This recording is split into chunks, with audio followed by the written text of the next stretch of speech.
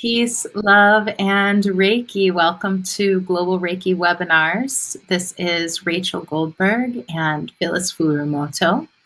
And we are here today to talk about Reiki practice and psychic development. Specifically, does regular practice of Reiki enhance the development of psychic abilities? And Phyllis is going to talk with us more about this theme and this idea and where we were coming from in picking it. I'm really excited to be here. I'm noticing so many of you saying hello in the chat. We've got Grace in Australia. Hello, Grace. Hello, Antoine in the Netherlands. Hello, Pierre. Pierre, let us know where you are in the world. Hello, Dennis in Val d'Or. Hello, Irina in Russia. Hello, Monica in how do I say that? Aachen. Hello, Monica. It's in Germany. I know, Monica. Mm-hmm. Awesome. Good to have you here. Hi, Josephine in New Jersey. Hello, Ruth, let us know where you're joining us from. Hi, Melanie in London. Hello, Olga in Ukraine. Nicholas in Oak Park. Oh, Ruth is joining us from Hong Kong. Welcome. Pierre is joining us from Ontario, Canada. Hello, Shiva, aka Pavel in Israel. We're so grateful that so many of you on that side of the world are up with us very late. It's about 6 p.m. where I am here in Chicago, and I think the middle of the night for many of you. So thank you for joining us live, and welcome to you sometime in the future here now if you're joining us by watching the replay either through Webinar Jam or on YouTube or somewhere else on the internet. We're so glad that you are here. What is evident is that we are a global community, and we define the global Reiki community as anyone practicing any form of Reiki. And Global Reiki Webinars is a free public offering by myself, as well as Phyllis Furumoto, who is recognized as the Grandmaster or lineage bearer of Usui Shikiryoho, a lineage of Reiki practice that came from Japan through her grandmother, Hawayo Takata. And yeah, we're here with you. And a little bit of business before I turn it over to Phyllis. One is that we offer these every 4 to 6 weeks for free. It's just a free public offering. We want to gather community.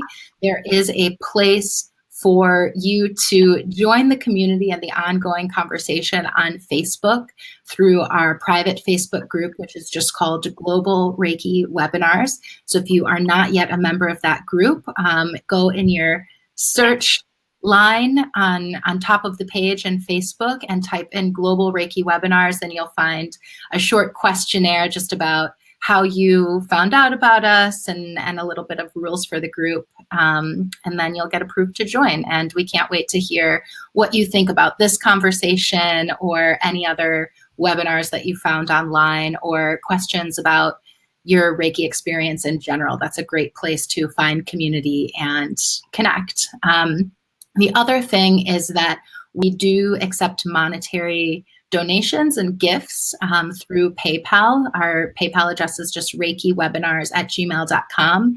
And later on in this program, those of you who are with us live, I'm going to put up a button that will take you to a link to send a monetary donation. If you choose to do so, we very much appreciate it. It allows us to cover our expenses for offering this, and it also allows us to it's a gift to us. It allows us to feel that energy moving, and in a tangible way, it allows us to compensate ourselves for this work. So if you like this experience and want to see it continue and want to show us your appreciation, we'd really appreciate you clicking that button and sending a monetary gift. And if you're watching on YouTube, you can find a link to that PayPal donation page in the description below. So I think that's all. Phyllis, are there other announcements or things that I missed? Not right now. Thank you. Okay, great. So Phyllis, take us in, please. Thank Okay, you. thank you. Well, as always, I'd love to start with Reiki. And it's really fun to see who's on, as I know that it's very late in Europe. Most everybody I know is an early bird, so they've already gone to bed.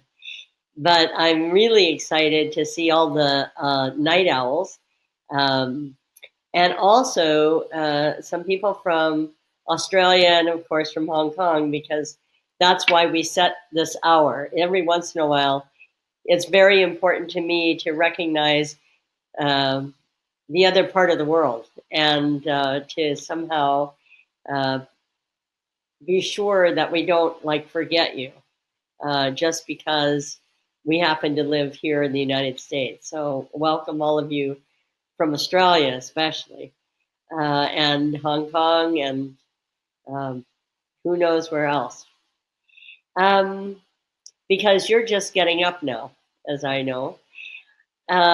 So let's do some Reiki. In my practice, we do self-treatment, and if you don't have this in your practice, then just sit with us and be in Reiki. Thanks.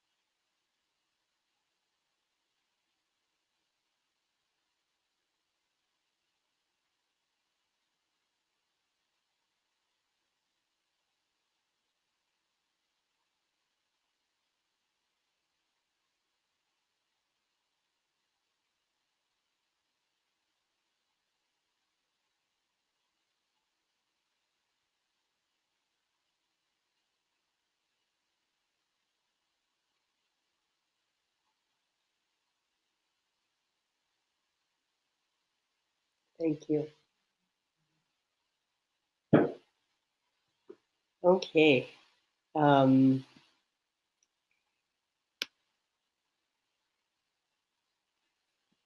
so here we are.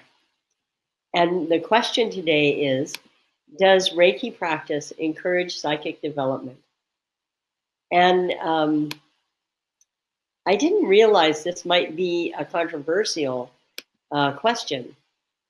And I talked to a couple of my friends who are also Reiki students, and and we really got into some very interesting conversation. And I realized that because of our social, because we've received social attitudes, and for me, because I came into Reiki in 1980, so that was like the height of the New Age movement in California, and everybody. It was a joke that everybody had their own channel. So these kinds of um, manifestations of what we might call psychic development um, were very present in the 1980s and 90s. And now, for me, they've kind of subsided. And I feel like psychic development, we might have to take another look at it and see if we can define it in our own terms. That would be my wish for today. So just for psychic, I looked up the word in my favorite dictionary, Wikipedia, and the origin of the word psychic is from the Greek word psychikos, which refers to the human mind, as in of the mind. And it also means in Greek soul. The Latin, which took it from the Greek origin, means to breathe and hence to live. So it's about life. And this really gave me a better understanding that even in those days, many, many hundreds of years ago, when language was first becoming present in the world, that there was anyway, in my interpretation, there was an understanding that there was a kind of physical world and there was a non-physical world. So let's take this time in this webinar to let go or go past our social filters and the contamination of beliefs from scientists into our own experience. Over the years, I've come to accept, sometimes without explanation or reasoning, my experiences of being human. Let's see, how can I say this again? Okay. Over the years, I've come to accept my experiences of being human instead of the generalizations that happen and are given to us in our world as we grow up about what it is to be human. So I learned that I have 5 senses. And now I think I have many more than 5, for instance. One of the things that came to mind when I was thinking about psychic development is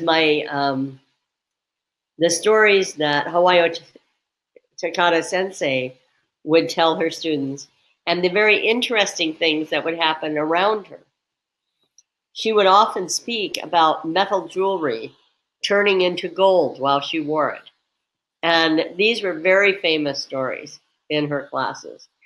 She would also speak about knowing things and about being discriminated and discredited by the police in Honolulu when she lived there and was teaching Reiki and had sort of clairvoyance about things that were happening in the city.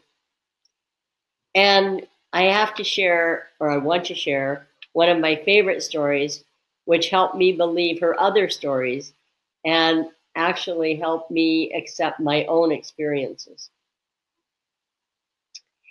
The summer, which was in 1979, I was to travel with her as she taught classes. And we ended up back in her home in Iowa for some weeks in the middle of the summer when she recovered from her exhaustion and her traveling, which was way too much. She was looking one day for a certain brooch, and it was quite big, like this. After a thorough search by both of us, we declared it missing. Not lost, she would say, but missing.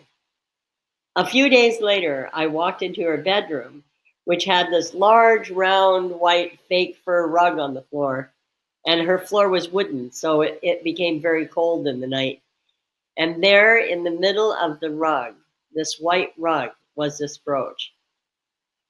And I was stunned. She was still in bed and not surprised at all, saying, "Oh, it finally turned up." So for her, things went missing. And I try to keep this in mind when things go missing in my life. And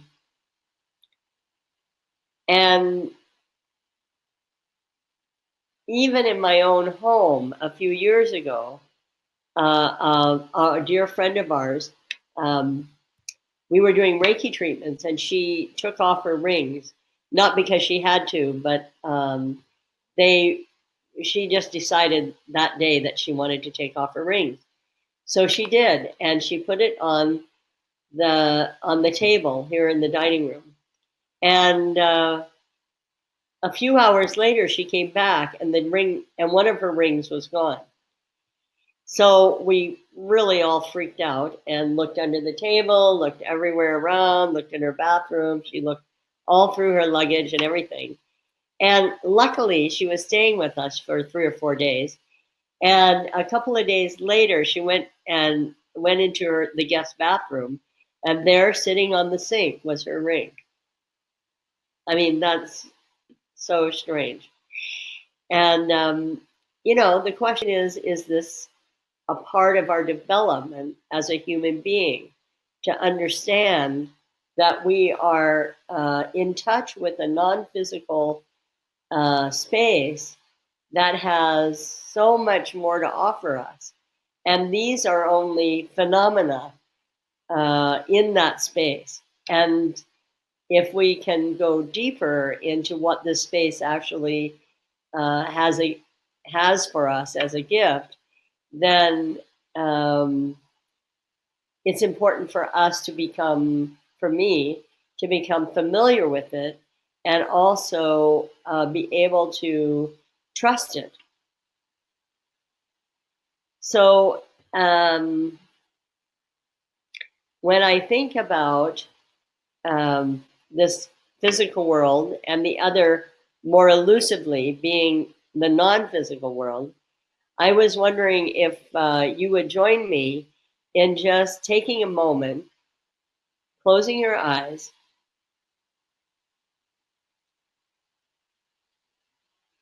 taking a deep breath,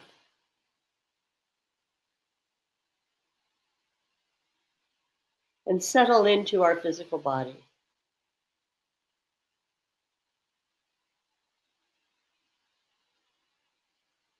Can you feel the outline of your skin, defining your body in space?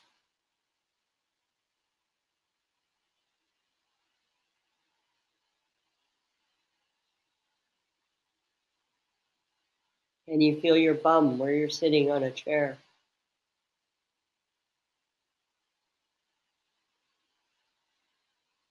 Can you sense or feel the inside of your body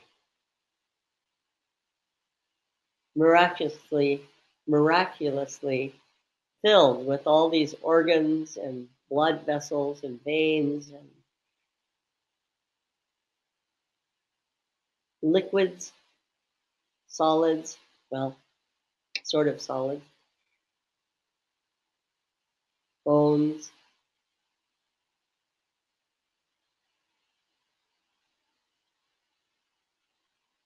But we are much more than our physical body. It doesn't mean an either or, it just means that, can you feel your aura? And if you don't want to call it an aura, can you feel that your energy extends outside of your physical body, maybe to about 2 feet from your physical body?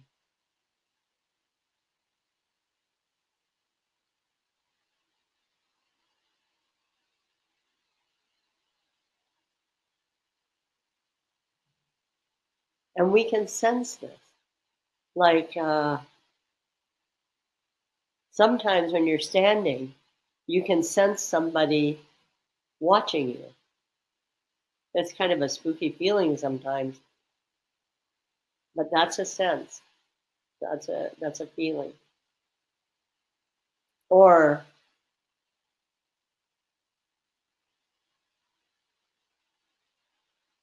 when you walk out of the door and you feel the air. And sometimes when I'm walking, I can imagine that I am like a ship going through water, just creating waves in the air, where my physical and energetic body move through the air, setting up these ripples.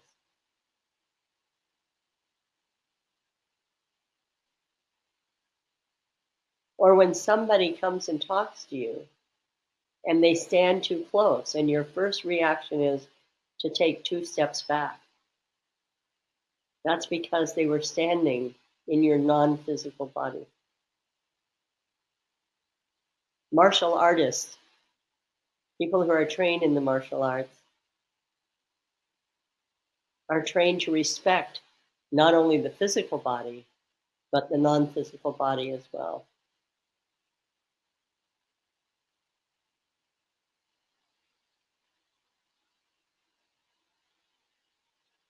So what I'm feeling right now is that I can feel my physical body being kind of this mass inside of an orb that is my non-physical body. A very interesting feeling.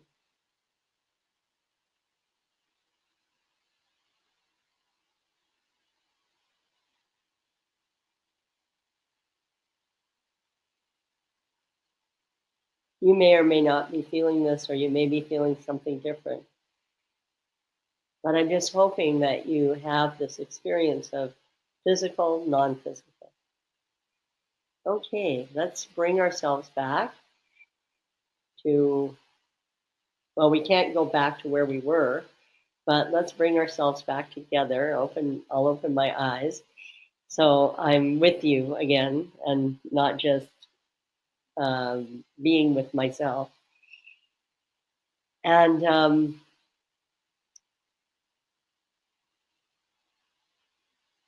kind of change the tact a little bit. Sometimes when we think about psychic abilities or phenomena, we think of these things as outside of our human existence, like outside of my body existence. And in some way, that's the truth, but it's also a part of me. So, in my experience of my development as a human being, I grow more sensitive to myself and others as I practice Reiki. This also includes what some people might call the psychic or the psyche. And I am really always impressed by the sensitivity of a group of Reiki people. And sometimes we add this to taking care of people, like, oh, if that person sniffles, do they need a Kleenex? So then everybody runs to the Kleenex box and gives them a Kleenex. That's sensitivity, but it's also appears as helpfulness. And I'm really for sensitivity. I'm not always for helpfulness, because that's a whole nother conversation. But I think you know what I mean. And often paranormal, or as they say, psychic occurrences happen during Reiki treatments. And I've had reports of things that happen with a person sometimes, and then that particular phenomena disappears and another phenomena happens. And, I often wonder if this is a teaching from Reiki for this student. And once it's received and integrated, then it seems to go away, the underline under seems. But I wonder if this idea or feeling of it going away is really a kind of integrative process that sets the stage for the next step of development of a non-physical nature for that student. For instance, a friend of mine and a Reiki master who has always been sort of known as very psychically sensitive, when after about 2 or 3 years of practicing and teaching Reiki, when she started to treat someone, she could see the inside of people's bodies. Now, that's not something that I would wish for personally, but it wasn't what she wanted either. But there was a gift for her in that. And I just loved the way that she moved into that And eventually, after several months, that disappeared and something else came in its place. And I feel like, do we call that, and my question is, do we call that psychic? Um, I do, because I use the word more about the opening of the mind, or breathing life into this other part of us that is the non-physical nature of human beings. One of my favorite stories is in the early 1980s, where I lived. We used to have festivals where everybody would come and camp out and share their holistic practice. And mostly we were fed,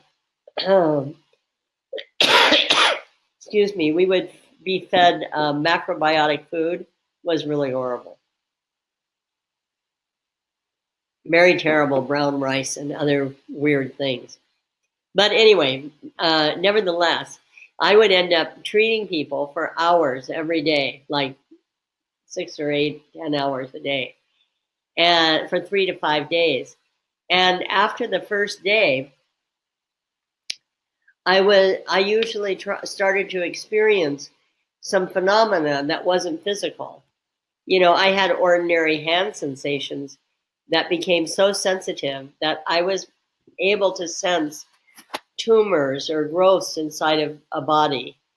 And during one of these days, I also treated a very pregnant woman and just started to cry. And the other person who was treating her with me um, also started to cry. And afterwards, she wanted to know why we were crying. And I just had this feeling that her baby was either dead or in very big distress. And she was startled by that. And at the same time, she confided in us that she had had the same feelings and was really one of the reasons why she had asked for the Reiki treatment. So she was in this very horrible situation where she was, on one hand, comforted by our having the same feelings as she did and being in grief. And she ended up having a Reiki treatment every day for the next 2 or 3 weeks by some friends of hers. And she needed to have the baby induced. The labor had to be induced, and she had to go through labor when she was due. And it was very sad for our community. And also, we were all in awe of how Reiki was able to communicate this particular condition to us. Yeah. And so we got to learn how to deal with a very, very sad and difficult situation. So the bottom line for me is, yes, I believe what is called psychic development is a part of our human development, and therefore comes with our Reiki practice. It doesn't come as a part of Reiki. It comes as a part of us, human beings. And like death, another very controversial topic, I feel our community needs to be able to break through the filters of historic social attitudes and the ways in which these gifts have been misused in order to claim them with responsibility and with joy. So I'm very excited about going to the questions now. And again, we have a few questions that were submitted early, and perhaps we'll have time to take questions off the chat. Rachel? Great. Our first question is from Todd. And Todd wrote, personally, Well, I have an appreciation for alternate forms of perception. Psychic development seems fringe and external to the core teachings I have received from my masters and teachers, and that are part of my personal Reiki practice. Curious how Phyllis might address this non-Reiki topic. Well, Todd, I don't say that because we do this and this, that this is psychic development. I just feel like, we have like our emotional development, we have our physical development, we have our energetic development, and I feel like we have psychic development. And one of the things is that a lot of people describe in Reiki is, oh, time moves so fast. But for me, time is still time. I mean, everybody says that time is speeded up, but I don't see any evidence of that in the physical world. And I just feel like we are becoming so sensitive that we have so much stimuli that it seems like there's not enough time or that time is speeding up. But it just means that we are being tested to actually come forth with decisions and choices. And we don't need or maybe want or have a long time to decide. For instance, I don't know. When I was growing up, I thought, oh, if I have like 10 or 20 really good friends, that would be enough in my life, because that was at a time when I felt like I didn't have any friends. And now, I mean, in my life, because of Reiki, I have some of my friends are listening to this program now. I have hundreds of friends I would consider friends in the Reiki world. And then I have my dear personal friends, some who practice Reiki and some who don't. And then, I have these very special, intimate friends. So, I have way more than 20. And I feel like that's the same about who I am as a human being. I just feel like the message of Reiki is that I'm much bigger and much more than who I seem. So I hope this addresses your question, because your question was such a wonderful example of how people categorize sort of psychic development. Yeah. Thanks.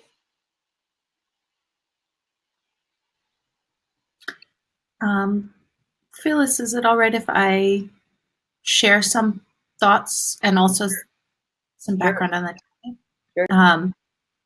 So one thing I'll say is when Phyllis and I come up with the topics for our webinars, we basically get together around this time of year and think about what have people asked us to talk about, and what do we want to talk about? And last year at this time, I sort of just put this topic on our schedule and asked Phyllis, what do you think about this? And she was like, well, what do you think about this? What were you meaning? And for me, when Phyllis just guided us through the practice of closing our eyes and just feeling the weight of our bodies and feeling the space that we inhabit, when I first was given the practice of Reiki, that was really profound. Just being told about Reiki energy and then walking my life acknowledging this energy with a practice as simple as place my hands on myself and pay attention. So as I began to do that and pay attention to the flow of Reiki energy, as I understand it and as I feel it, there was an ability to concentrate on what Phyllis was saying, just being human, my ability to feel. And so I feel like through the practice of Reiki as a natural result, I developed the ability to feel, not as some extrasensory thing, but as a sensory thing that I hadn't yet had a vehicle to develop in the way that a daily Reiki practice absolutely provided for me. And in talking with students and Reiki friends and colleagues, this is something that seems very common, that as we practice, there are different things that develop and different ways of perceiving what is through our natural senses. So that's sort of where this was coming from. And I love hearing Phyllis and that a lot of what she is saying and her thoughts and her journey with this topic are congruent with my own. And I also want to say to all of you in our community that we will be coming up with topics for webinars for this coming year shortly. So if you have ideas of things you'd like to talk about, email us at reikiwebinars@gmail.com. We'd love to get your ideas on our calendar for next year. Our next question that came in advance was from Jenny. And Jenny wrote, would such abilities enhance Reiki? Well, this is a great question. It kind of goes to the heart of some of the controversy around this. One of the things that happened, and I didn't actually get the connection until just this moment, but each of the masters that Hawayo Chikata initiated had their own gifts. And one of the things that happened was she initiated a woman named Beth Gray, who ended up going to Australia very early in her mastery path and started to teach there. And when I went to Australia, one of the things that I immediately noticed and was asked about was a practice that Beth Gray, taught with her first and especially the second degree Reiki practice of doing writing. So instead of just putting your hands on and letting, kind of a, what do you call it? Just stream of consciousness and maybe paying attention to it come through. She actually encouraged her students not only to allow stream of consciousness, but to almost force it, that was a part of the treatment. And so she would have people write. So people would be putting their hands on like this, and then and when they wanted to write something, they would take their hand away and write and come back. And this was very prominent in the second degree, especially distant treatments. And I feel like she felt that this enhanced Reiki. I felt that it was another kind of Reiki practice, I would put it now, and that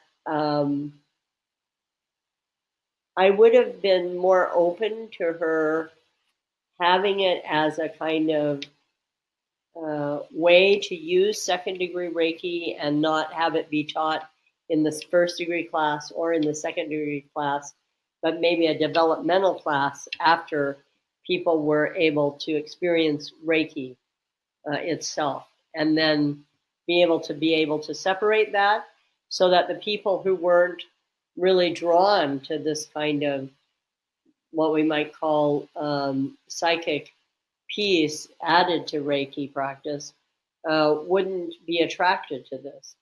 But it really ended up confusing a lot of people, and for other people, it was a great gift. So I have to say that I resisted it for quite a while. And then because I ended up living in Australia for a couple of 3 years, I ended up just deciding one day to try it out. And somehow it really, there were times when I just got such profound messages for the person. It was really amazing. And sometimes there was nothing. And I just left it at nothing. What's important for me as our practice of teaching is that Beth was a very gifted psychic healer. That I really believe. And that she added that gift to her teaching of Reiki, for me, was really difficult, because it meant that her gift was taught as Reiki to people, and it could have been done in a more clear way. That's what I would have liked. But, thousands of people in Australia learned Reiki this way, and they still are learning Reiki this way in Australia and in other places, because Australian Reiki masters go out to other countries now.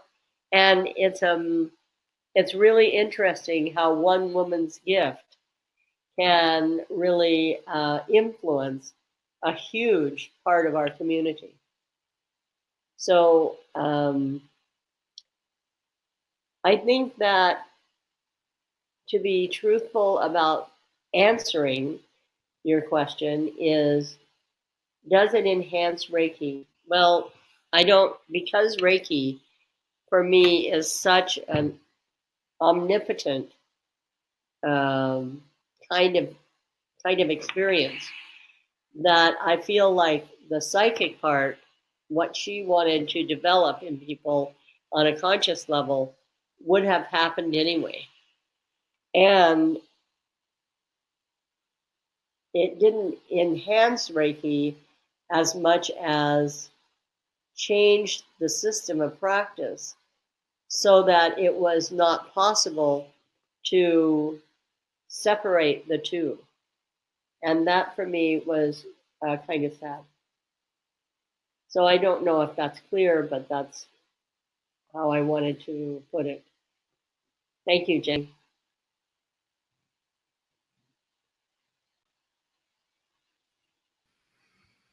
Our next question is from Jasmine.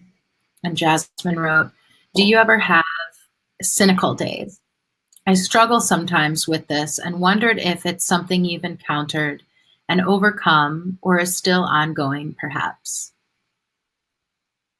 Okay. Well, Jasmine, I was trying to figure out how this pertained to what our topic was today, and then I thought, well,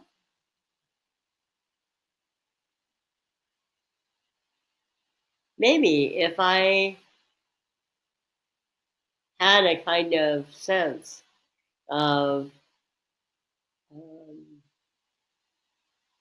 knowing that things were going to turn out the way they did, or I wouldn't have so many cynical days. So, of course, I have cynical days, because those are days usually when I'm very vulnerable and feel hopeless and helpless.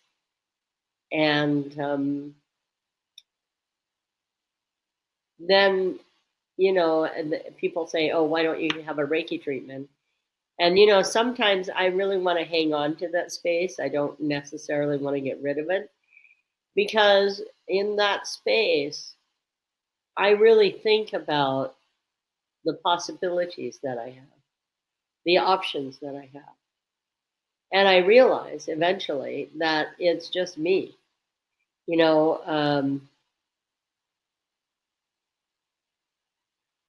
There's this expression in English, painting yourself into a corner, like you're painting the floor of a room, and instead of painting toward a door, you end up painting yourself into a corner and then you're stuck there until the paint dries. Well, sometimes it's just like that. And one of the things that I have become aware of in the last 10 years, especially, is that I'm on a path, and the path isn't always easy. Sometimes it flies by, and sometimes it just crawls like slower than a snail. Sometimes it's painful, sometimes it's scary, but it's always my path, and I always have Reiki. So the sense that I have of well-being, even on those days, and the sense that I have that there are options out there that I have no idea about, and I won't know until the next day, or maybe the next month, or the next year, when I've prepared myself enough with Reiki to open myself to something that reconciles the struggle. And I really encourage you to keep practicing and just accept the cynical days, because it's a good thinking place, and a really good time to remember that you have Reiki. Thank you. Thank you. As you were talking, our friend Ursula in Switzerland asked about the word cynical and what it means. And while I was typing it, I didn't actually look up a definition, but in my own words, described it as seeing what's going wrong in an extreme way, like looking around and only seeing things that are bad and wrong instead of seeing the things that are working, that are great. And in defining that, I actually got a connection to how this relates to our topic, because I think psychic ability really has to do with perception. Psychic ability, it's our ability to perceive and to receive information. Development of our senses is the development of all of the different avenues that we have to access and receive information. And it's sort of like, if we're paying close attention to what we're feeling, but maybe not noticing what we're smelling, it's like there's a whole, or what we're hearing, there's a whole dimension of perception that we are not tuned into. And I think in a different way of perceiving, when we're having those cynical days or in that state of mind where we're only able to perceive what's going wrong, what's not working, what's ever not worked leading up to this point, that's a perception. And so an ability, as Phyllis is describing, to tune into other things that are also real and present in that moment is a way to move through those times, which was really cool. So thank you, Ursula, for asking what the word cynical meant. Right. Great. Perfect. Our next question came from Christina, and Christina wrote, some people say that after Reiki initiation, they started to do channeling. It opened their channel. What can you say about that? Some others believe that Reiki opened their chakras. Here too, I do not have a question really, but would like to hear what Phyllis has to say on that, please. And thank you.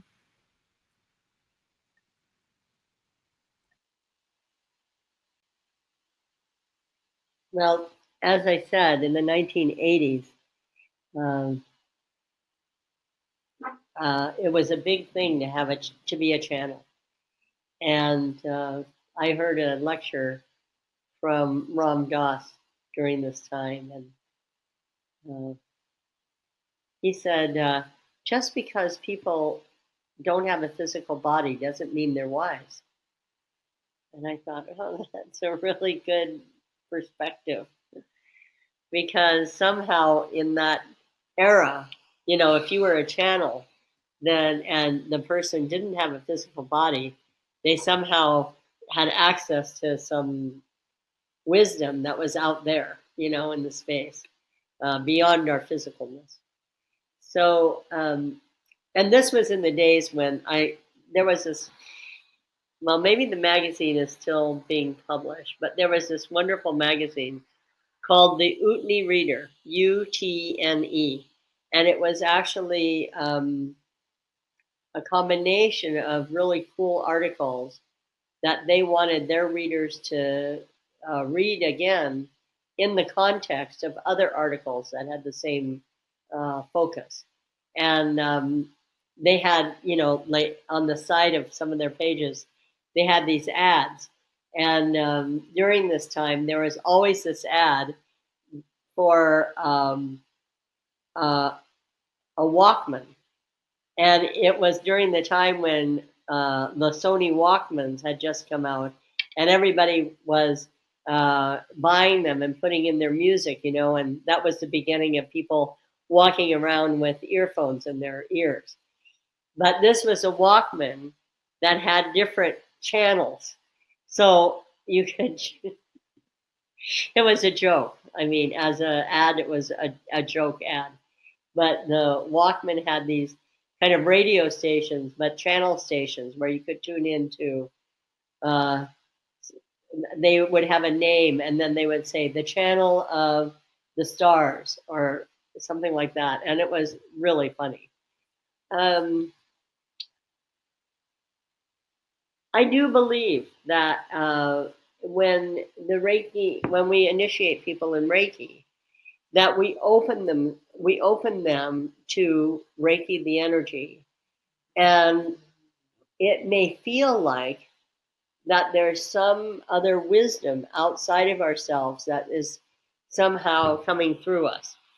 But for me, I really believe that it's us, that it's just opening to our own wisdom, that somehow we have this connection and all of a sudden we're conscious of the connection. And the same thing for chakras. Chakras are from another healing system from India, and I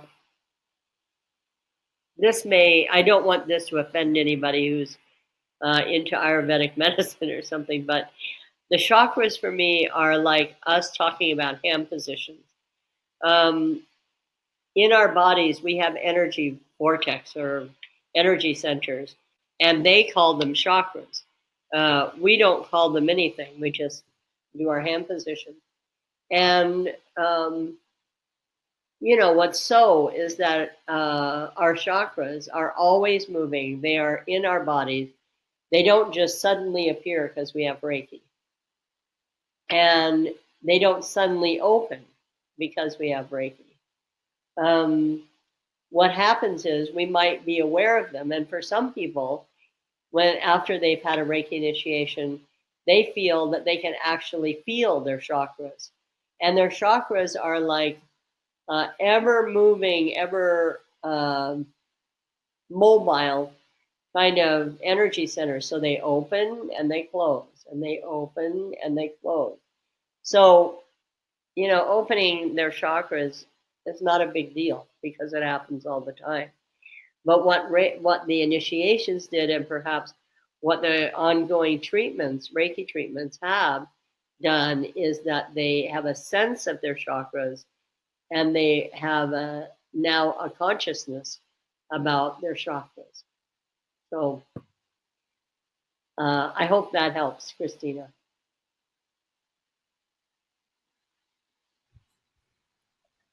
I had the experience of being taught about the 7 chakras as they're often talked about in Western culture when I received my initiation for Reiki 1. And because of that, this was an awareness that I had in my practice and a consciousness of what these centers are in my body and getting to know them better as I was getting to know Reiki energy.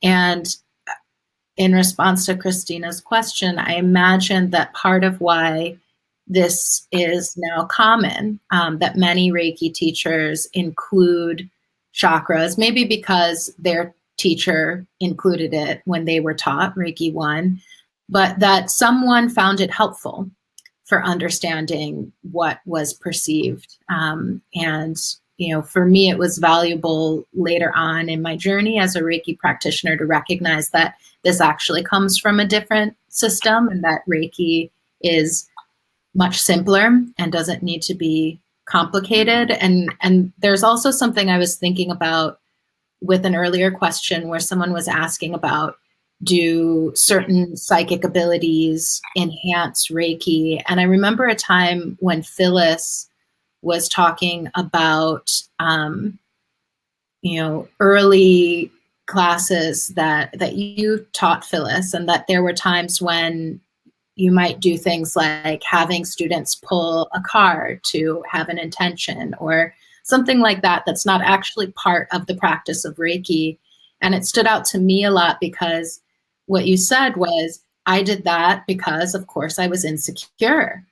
And I had a lot of that going on in my practice at the time. And it got me to look at, like, what are all these things that I'm doing because I feel like maybe I don't have enough or know enough, or that the simplicity of Reiki is not enough for a student to feel like they got something. And so, you know, there's all of this, but, you know, I feel like the simplicity of Reiki does open us up to a lot, and that there are a lot of other systems and things and tools that are out there that might have enhanced value with whatever ability to pay attention that Reiki opens us up to. And our next question was from Tina. And Tina wrote, what can be done if our Reiki healings don't feel as strong as they used to be?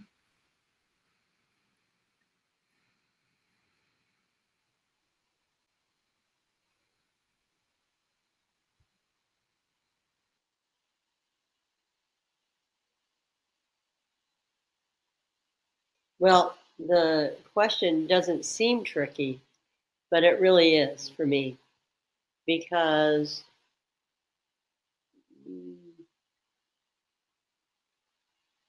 there are so many factors involved with my perception of my own treatment.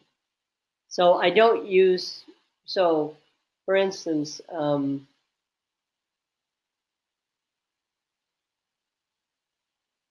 these are some of the factors that are involved. For instance, I believe that my treatments grew strong, maybe weren't stronger on these days where I did 4 or 5 days in a row of 8 treatments a day. But I grew more sensitive. So, and the people who came during those days mostly really wanted to have Reiki, and they really wanted to have Reiki for a certain reason. So they partnered with me in the treatment so that they were open and available, and Reiki had somewhere to go, basically. And there is a place where we also say that Reiki goes to the cause of the symptoms. So even though the symptoms don't seem to be as affected, the Reiki may be going deep within the person, in their emotional body or their spiritual body, to create a process of healing in them that won't appear in physical phenomena for quite a long time.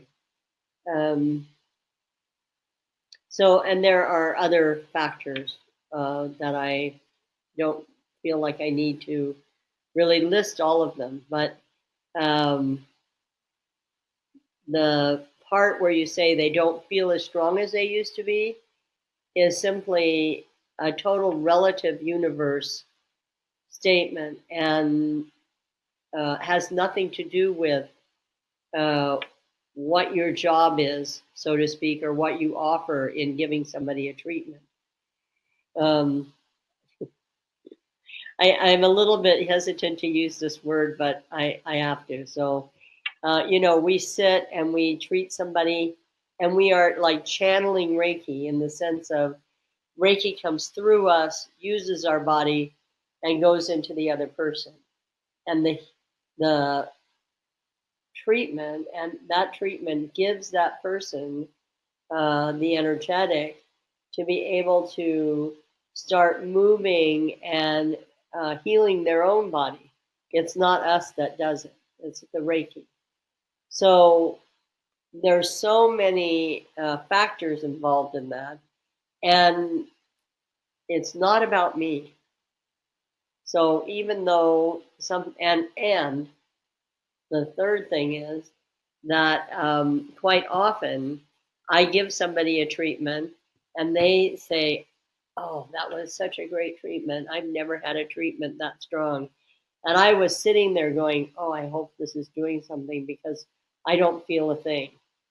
And it goes the other way, like I'll have this incredible Reiki treatment on my side, and the other person gets off the table, and I'd say, "Oh, how was that?"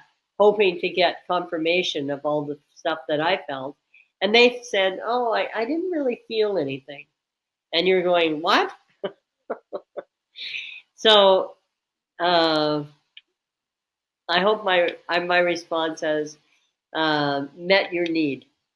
And if there is something else that you would like as a further question to ask, please do. Thank you. Thank you, Phyllis. Our next question is from Angus. And Angus said, "Hello, I have no doubt that Reiki awakened psychic senses. How would you enhance the ability to receive and work with messages during a treatment? Many thanks." Um,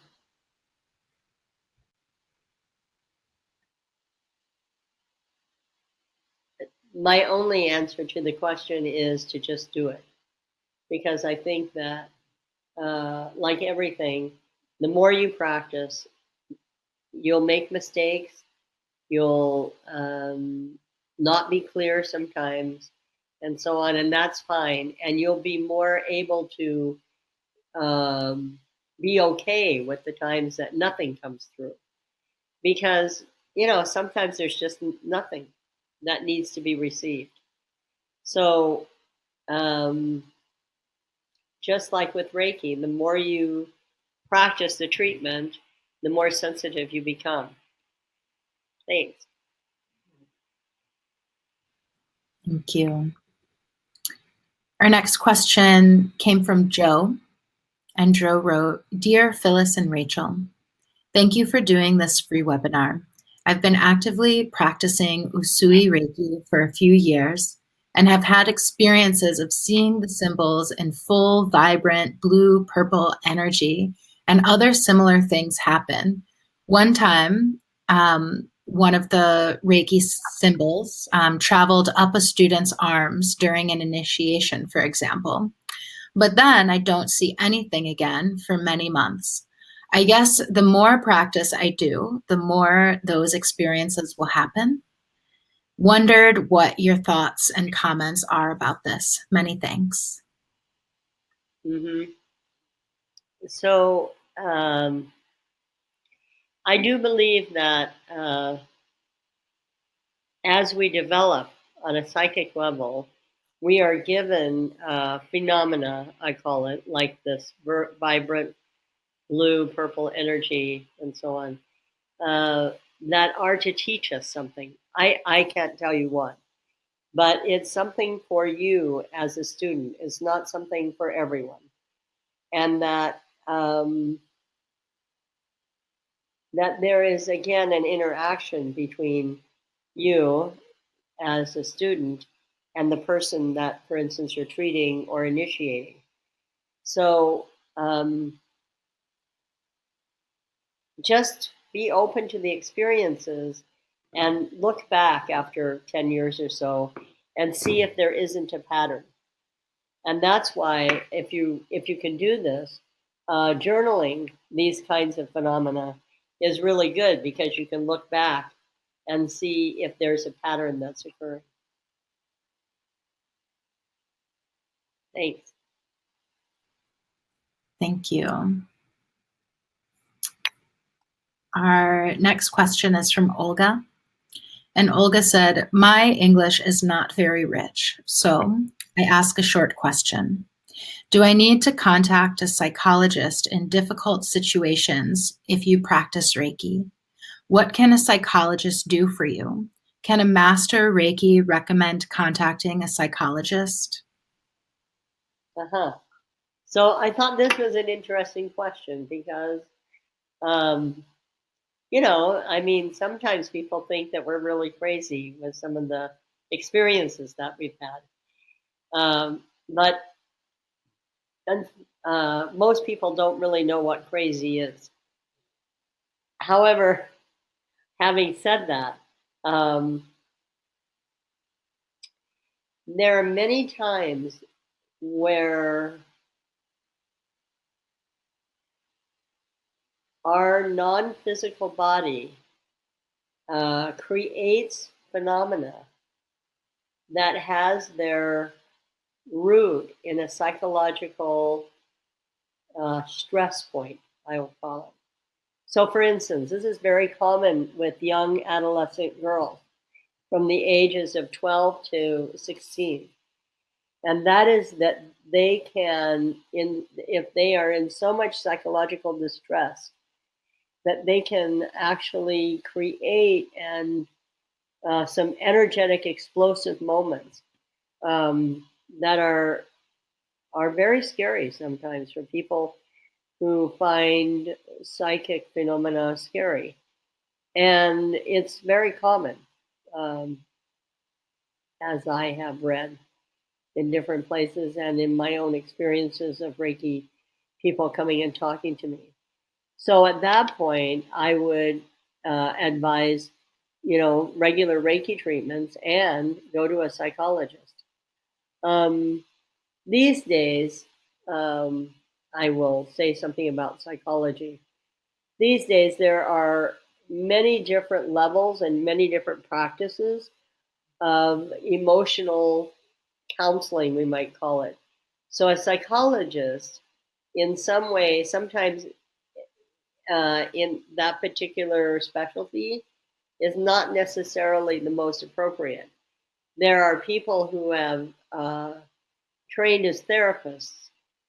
Sometimes they're psychologists and sometimes they're not. And the therapist might practice like Gestalt therapy. This is a very emotional, accessing kind of therapy. And Gestalt in German means to complete something. So they take you through a very difficult situation and they want you to feel the feelings again and to complete them like a natural cycle. And in that, you find relief. For other people, like family constellation work, which is very popular these days, it's talking about, it's allowing you to experience your place in your family and what your place really is. And if there are other people who are impinging upon that place and your ability to gain autonomy in your place in your family, which is very powerful. And, there's lots of other means. And a lot of people now who practice a kind of therapy or psychology is also tied very closely into a very strong spiritual belief that we are all one, and that you have everything, you have the ability to access your own healing because you have access to the whole. And it's very powerful, very interesting work. So I hope this helps to answer your questions. Oh, I do have one more thing. And then there are times when, as a Reiki practitioner, and you're treating people a lot, and often when you treat people, what happens is the people who are coming to be treated echo something in your life. So, for instance, a friend of mine had just lost her mother, and they were very close, and she was really deep in grief. And it turned out that the people who started to come to her for Reiki treatments also had lost a parent. And this was something they were working through. So this really does happen quite often in Reiki. And then it's a kind of sign, for me anyway, to go to my therapist and to talk about it. Because as human beings, we need to talk and work through our own processes so we don't involve the people who come to us for Reiki to get involved with our own personal process. And it's something that is not built in to our system and needs to be, but maybe we're working it out on an independent level or something. So, if you recommend somebody as a psychologist, then you would have needed to have gone to that person or know very consciously the kind of work they do so that you're not mismatching people. Thank you. Thank you. I really appreciate that question and also your response, Phyllis. Our next question, which is also the final question that came in before the webinar. I think there's at least one question that came in live on the chat, and it's looking like we'll have time to get to it. The final question that came in advance is from Alejandra. And Alejandra said, I have been practicing Reiki since 2004. I have noticed that the Reiki I am giving to myself and my close family is less effective than the Reiki I am giving to my clients and friends. I am still looking for an explanation. Why is this happening? Is this because of something in me, or there is some universal law that I am not aware of?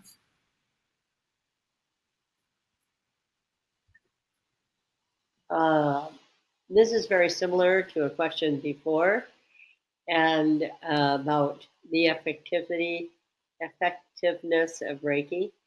And I believe that what you're speaking about, Alejandra, is that you don't have as much sensation in your hands. And that's just how it is. And it's not about effectivity. It's about something else. So I'm sorry I can't give you an explanation. But it was my experience also, and is the experience of a lot of other people. And that especially in self-treatment, that's very different than treating other people. So I don't have an explanation for you, and it's nothing about you. And there is maybe some universal law, but I'm not aware of it either right now. Rachel, do you have something you'd like to add? No. What you said is very congruent with my own understanding. Sometimes I have a layer to add to that. Back to the concept of perception and our natural senses as being ways of experiencing psychic energy, which is really just our ability to perceive energy that is. And sometimes we sense Reiki or what's occurring during a Reiki session in different ways. And so sometimes people feel a lot of heat in their hands or feel a tingling in their hands. Sometimes people feel something completely different, and sometimes people feel nothing at all. and none are an indicator that the Reiki is or is not flowing. They're all just different ways of perceiving the Reiki as it is flowing. Yeah, thank you. Yeah. Great. So we have one question that Rebecca sent us earlier in this conversation. And Rebecca asked, why is it we are perceived so differently by others than how we see ourselves? Ooh, the great human condition.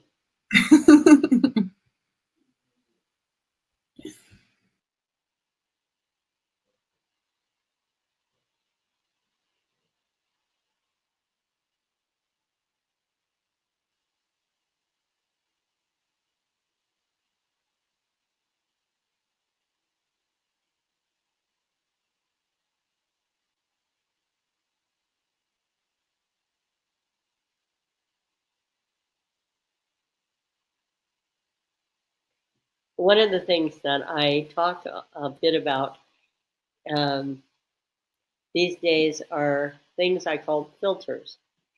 And filters are like exactly that. They are things that we either put in front of our eyes or put in front of our ears that filter out what's really being said. So it always astonishes me when I say something to someone and then I ask them to see if they really got what I said. So they repeat it back to me, and sometimes it's very inaccurate. And I just think, oh my gosh, like, what's wrong with their ears? But it's because they have filters, and because I also have filters. So when I communicate, maybe I'm not as straight or as clear as I could be. Um, and our filters uh, emerge when we come out of the womb. So if we have this lovely, easy birth, hopefully, our impression of the world is that it's a lovely, easy place to be. But I remember, and I remember this one person who's now, not a baby by any means.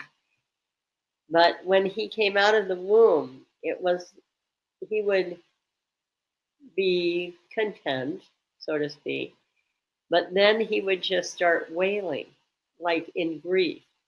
Like if you ever heard the Aboriginal women wail when in grief.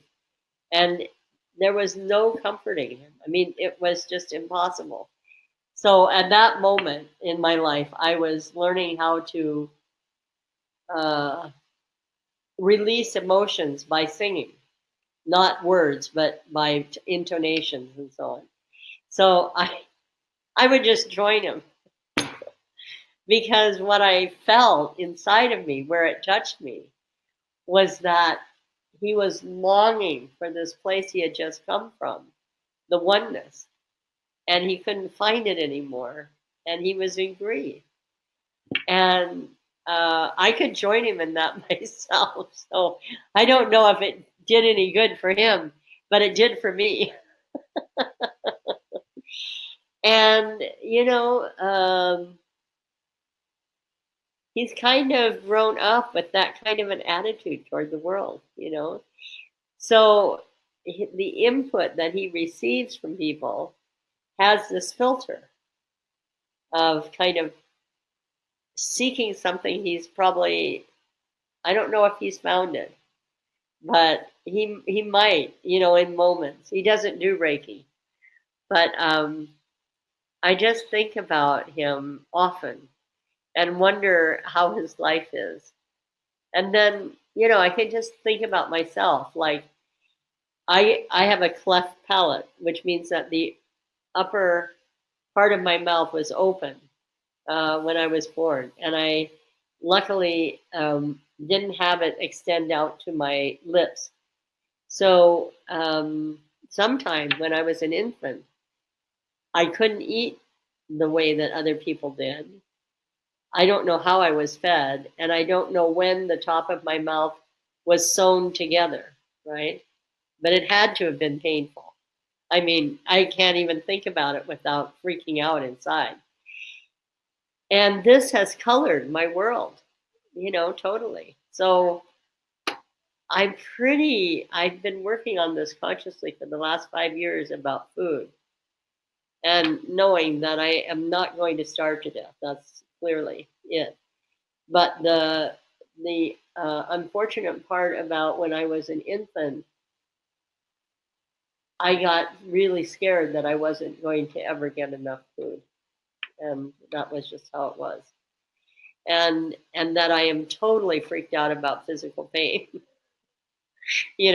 So emotional pain, I can be with somebody processing, or I can be with somebody in a spiritual morass or whatever, but step on my toe and that's really bad news. So we have these filters, and that's how we look at ourselves, and we often don't see our own beauty. This is the sad part about this. And when people try and express to us our beauty, then we see it as a criticism or hear it as a criticism. Interesting play of words, right? See it as a criticism. And for me, that happened a lot with my mom and I. So she was, she said, I'm just trying to compliment you. And I would go, really? It sure didn't sound like one. So it's a fascinating process, and it's the one process that I feel like Reiki just gets in there and starts to work immediately on our filters and our ability to see who we are and our ability to surrender to our authentic selves. It's definitely a lifelong process, and takes a lot of willingness. So welcome to the path.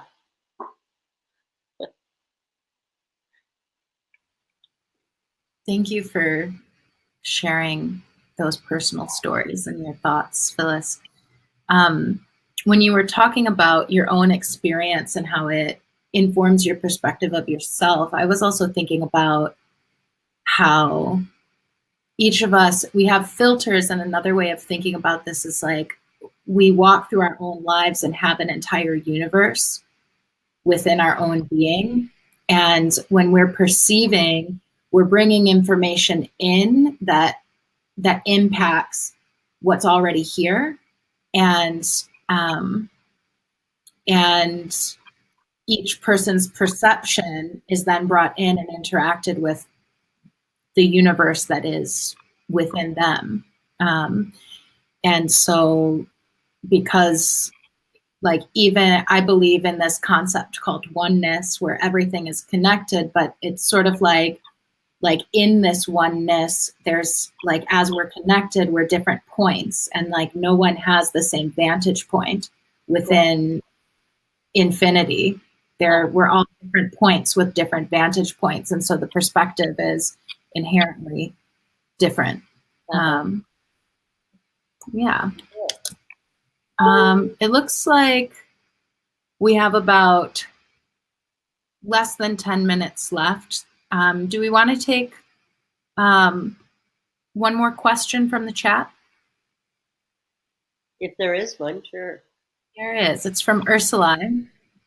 And she said, what about our own expectations towards ourselves and our family members that might influence our perception?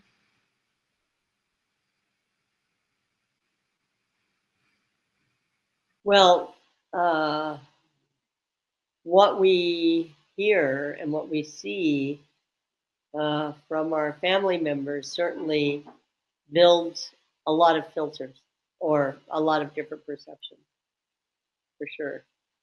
And they're very strong ones because, sort of as organisms, we know that this family, this core family, is supposed to be our place of safety. So if we can't feel safe there, then we try to make it safe by being someone other than who we really are. And that's the other big human, workbook, is that Reiki really does address very clearly, is to move us into authenticity.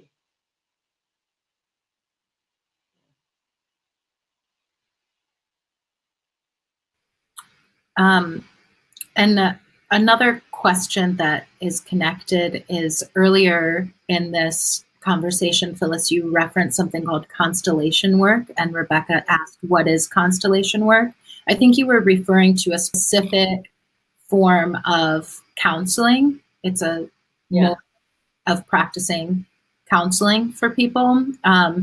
But I thought about it when you were responding to Ursula's question, and also when you were responding to the question earlier, and you were describing this interaction that happened with your mother, where she would compliment you and see it as, I'm complimenting you, and it would feel like something else to you. And I relate to that a lot in my own relationship with my mother. And it's funny because I think that my own mother experienced this a lot with her mother. And so the word that came to mind was constellation, of like, this is a constellation of this mother-daughter relationship, and the way that things. Yeah. A man if you're interested in this work, which I recommend to everyone, because you won't do the work unless you're ready. The man who put this together is a German man by the name of Bert Hellinger, Hellinger. And you just have to Google him and everything will come up. And family constellation work, I can imagine that you could find it almost anywhere in the planet these days. The first assumption and foundation principle of this work is that we are all one, and that our generations of ancestors have have existed, which is a very interesting way to get to this: honor your parents, teachers, and elders. When you do family constellation work, you don't have to then figure out what honor is. It kind of gets built into the experience of experiencing your own ancestors and the gifts they have given you and the challenges. So this thing about communication style, right, and our ears to hear, is something that might have began like 7 generations ago, because they were in a place where they couldn't communicate clearly. Like, I just think about my Russian friends who grew up under communism and lived in communal houses.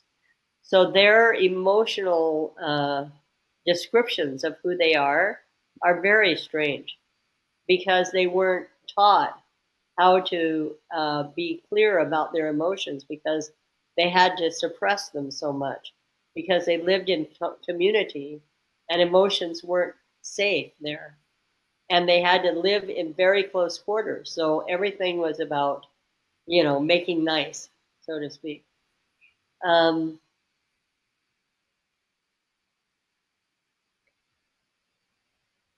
So what happens is that there's usually a group of people who come together to do family constellation work.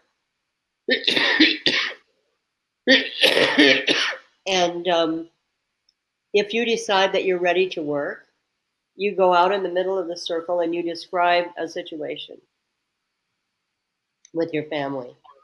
Like, I don't feel seen by my mother. She never calls me directly. She always talks about me, mother.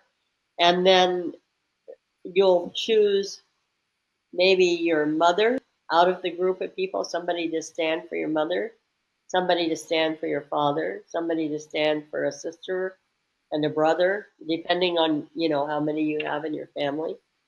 And then these people they get the energy of who they are to play in your constellation, and then they move according to their own feeling in their body. And it's very nonverbal. And uh, and the insights that come about the constellation is incredible. Like, a friend of mine just felt out of place.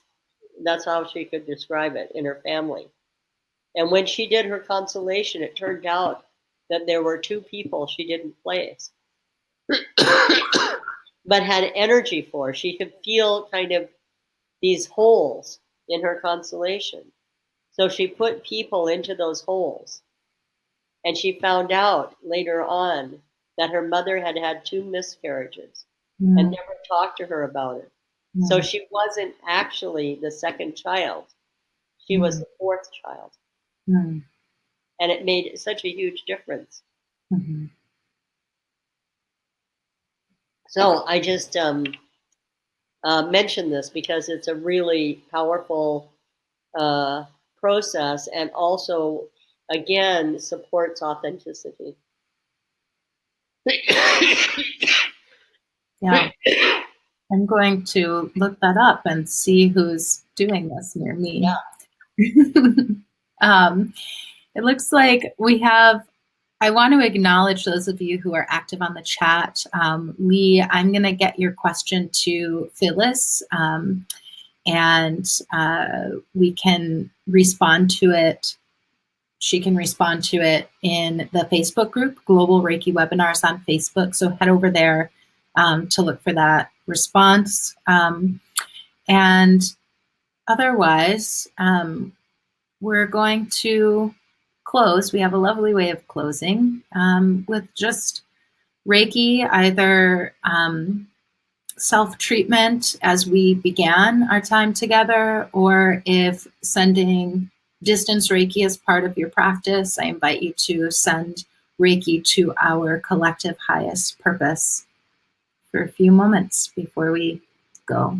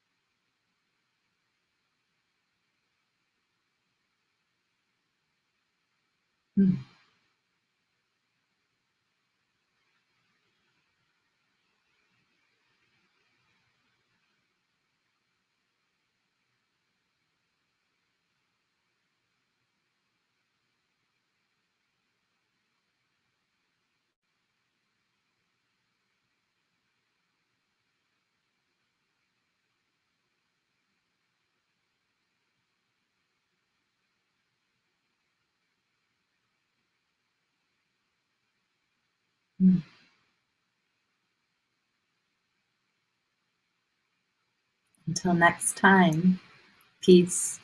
love, and Reiki. Bye-bye.